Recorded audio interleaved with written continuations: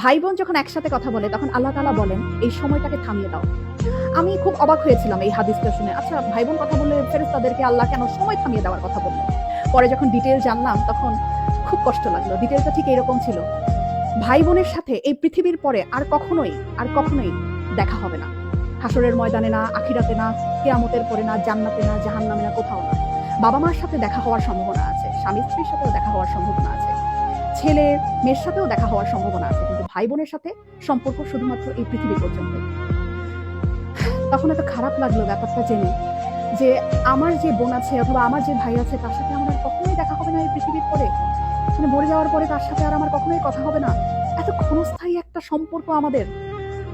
যারা সম্পত্তি নিয়ে ঝামেলা করে ভাই বোনের সাথে কথা বলে না, যারা অনেক ঝগড়া বিবাদের কারণে ভাই বোনদের সাথে কথা বলা বন্ধ করে দেয়, তারা না করেন না এই ব্যাপারটা। সময়টা না খুব কম আমাদের, খুব কম। এত কম সময় নিয়ে আমরা পৃথিবীতে এসেছি এবং এই কম সময়ের মধ্যে আমরা আবার কলুষতা, আমরা আবার ঝগড়া বিবাদ এইরকম করে আমাদের এত কাছের এত আপন একটা মানুষ, একই পেটের মায়ের পেটের বোন, মায়ের পেটের ভাইয়ের সাথে কথা বলা বন্ধ করে দিলাম। এই মানুষগুলোর সাথে তো আমাদের আর পৃথিবীর পরে দেখাও হবে না, কথাও হবে না। কি দরকার মনে এত কষ্ট রেখে? ভুলে যাই না সব, ভুলে যাই। অল্প একটু সময়ের ব্যবধান, তারপরে সব নাই, শেষ।